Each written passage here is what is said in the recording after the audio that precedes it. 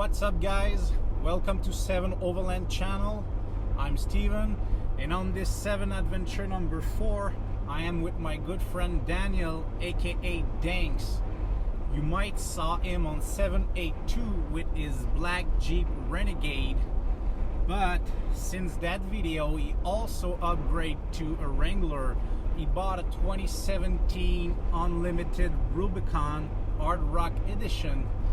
But then when I got my JL, he's starting to be a little bit jealous about the difference between the JK and the JL. So it took no longer that he decided to trade in his Wrangler for a 2020 Jeep Gladiator. So we are pretty stoked now because we are on our way to our first winter camping trip ever for both of us, and it's also the first trip with our new Jeep. So now we are heading west because for that trip we choose to go in Abitibi-Témiscamingue area, and two reasons for that. The first reason is because according to the map there's a lot of forest road, primitive road, trail, call it whatever you want in this area. So it looks like there's a lot of opportunity for exploring. And the second reason, it's simple. It's just because we never been there before, and this is what we like to do, going into the unknown and discovering new places. So now we have about 4 hours of painful highway to do to get there. And why I'm saying painful, it's because we have to say it, those Wrangler are really bad on the highway. I mean, I always have to fight with the steering wheel to stay on my line. It's ridiculous. But you know what? We don't buy those Jeep Wrangler for the highway quality experience, if you know what I mean. So for now, we're gonna put this on cruise control, and we're gonna do about 400 kilometers to get there. So let's skip that boring moment. So we are slowly approached to our target destination, which is Rapides-des-Joachims, which is there that we choose to fill up the gas tank, and then we're gonna go near that place into the forest road.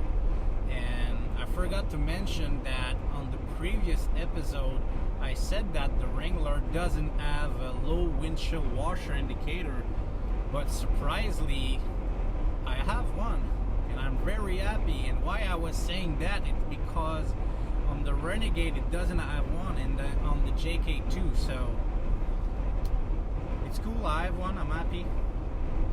And so for now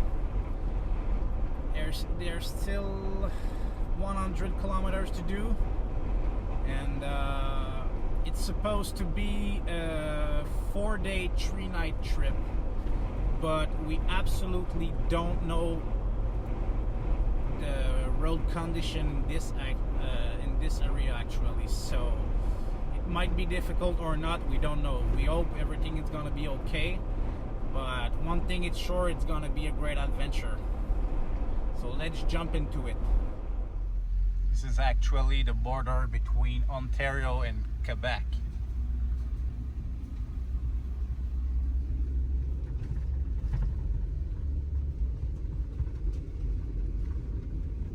Welcome back to Quebec.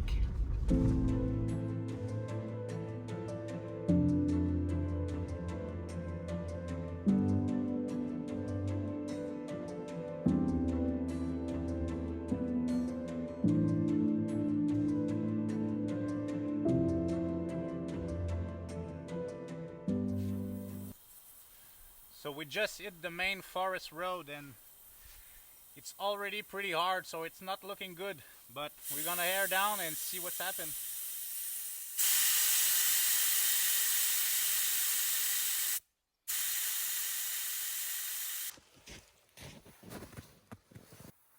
We're going down to 15, probably gonna be better.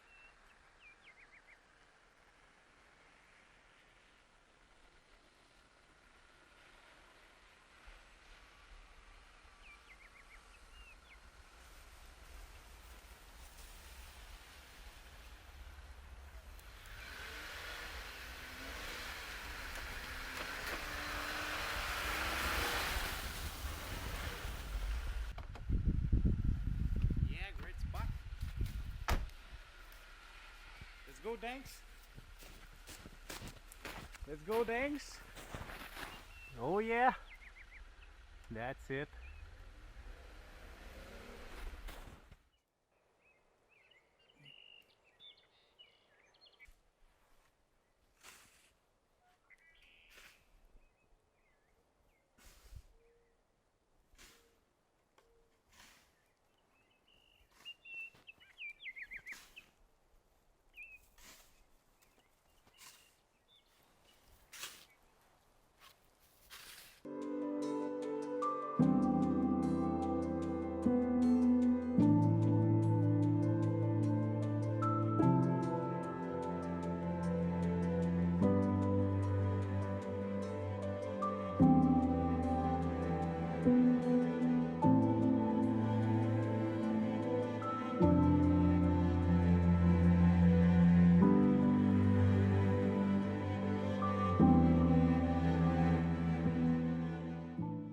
So after only 10 kilometers, we finally realized that it was not what we expected, because we thought that was some forest road, but finally it was more like ATV and snowmobile trail. So some guys tell us that we can be here, but we felt like we were not welcome. So we decided to backtrack, and finally we were pretty nervous because we had no idea what we're gonna do. And finally we found a very nice spot right on the shore of this lake, and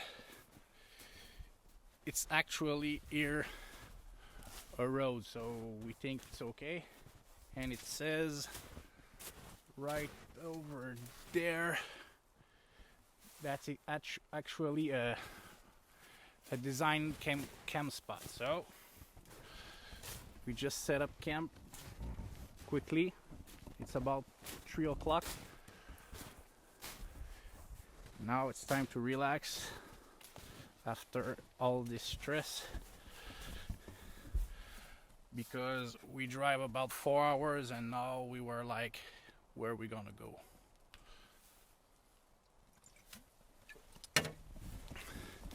So take a look. Thanks.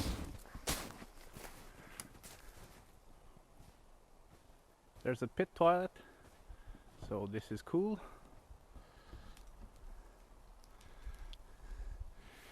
To tent, the lake.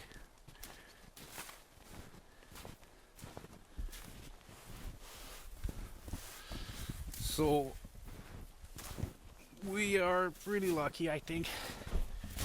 It's a really nice spot, and we are in the middle of the week. I'm pretty sure that we not gonna see nobody for the next 3 days here.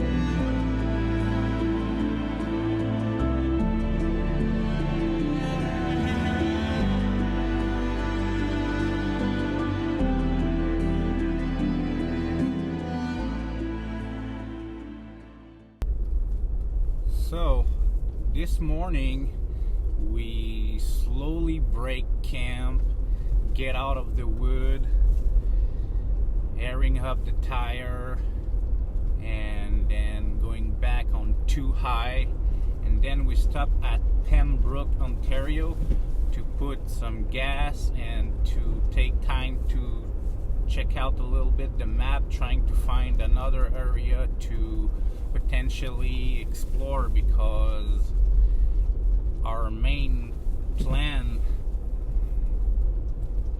was not good yesterday. So now we are checking out a little road that it's maybe gonna take us to some great place, because it's already 11 o'clock. So trying to find a great area to maybe find another epic camp like yesterday. We'll see.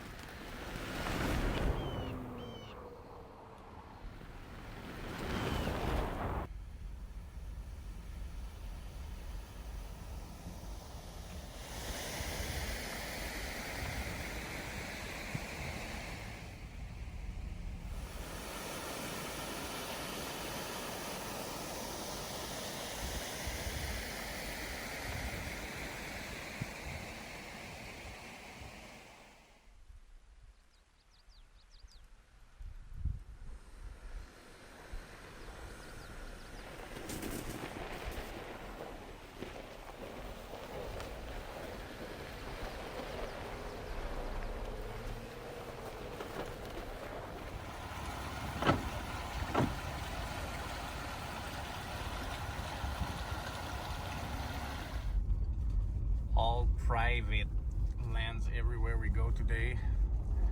It's not looking good for the moment to find a proper campsite for tonight.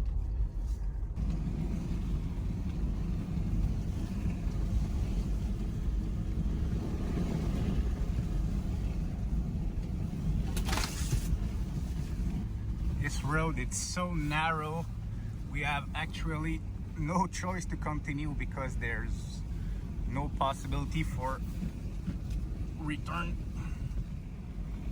It's 2 o'clock. Didn't find anything yet. We are on a pretty small road here, following a little river. Fingers crossed that find a proper campsite.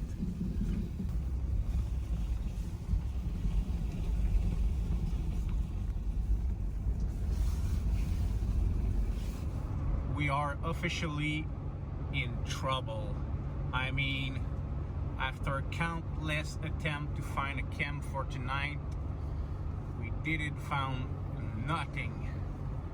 So now the sun is going down and we are pretty nervous. We're still rushing to try to find something. It's an adventure, not really a cool one actually, but we will find a solution. 6:30, still looking for a campsite. Man, it's minus 15 outside.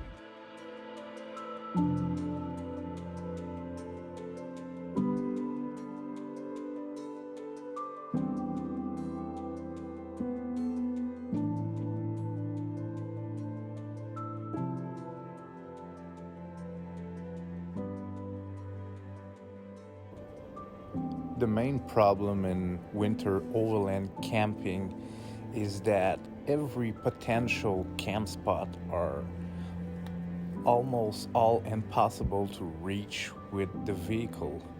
So this is why sometimes you need to end up in a camp spot like this.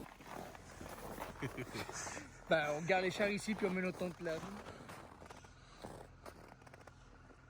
On va aller, on va avancer un petit peu, mais on sait qu'on a cette petite spot là qu'on a qui est pas pire. At that point, we continue to explore, even if it's 10 o'clock. We never know. And like Michael from Overland Bound says, adventure is necessary.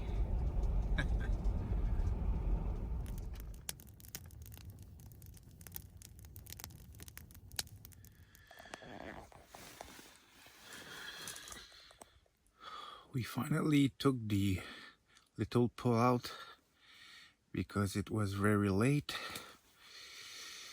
and now it's time for sleep. It's minus 25 degrees Celsius.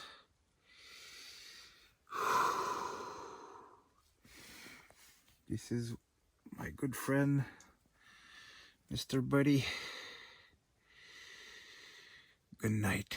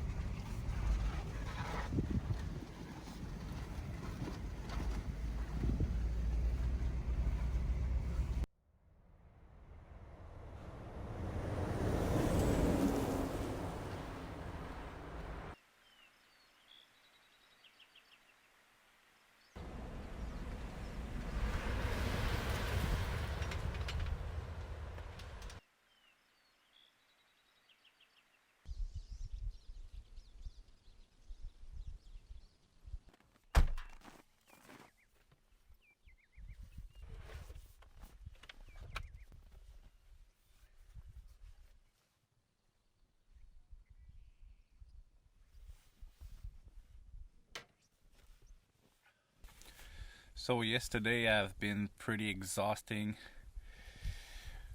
We finally find a camp spot, and the night has been very long and freezing. So today we take it really easy. We just explore a forest road and things like that. And then now we just stop for dinner, and then we are supposed to have our third night tonight, but we don't know. If it's like yesterday and we don't find proper campsite, we will probably go back home. We'll see.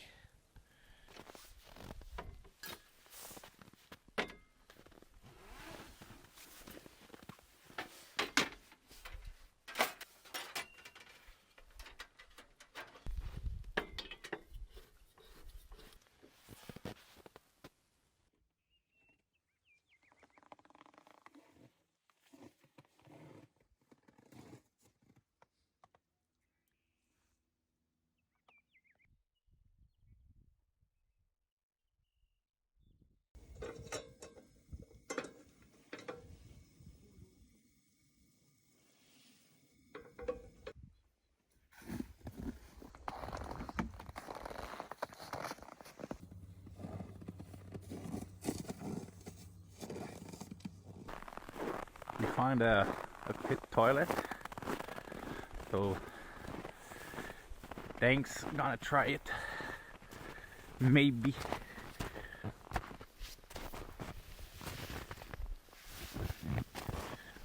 Oh, not sure.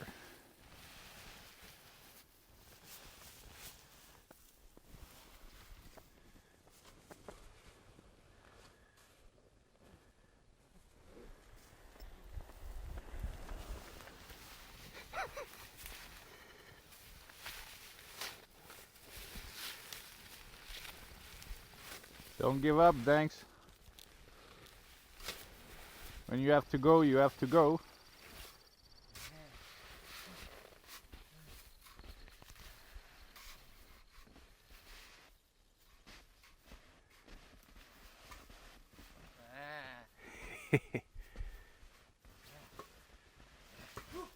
Good luck, my friend.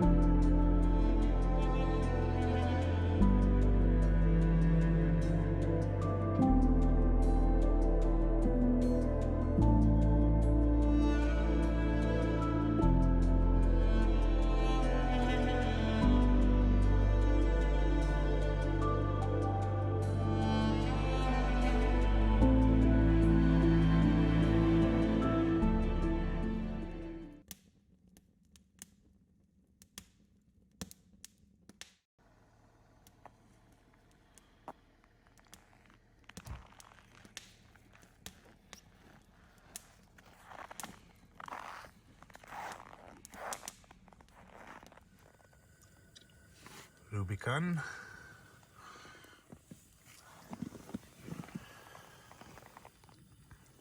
What a beautiful hand.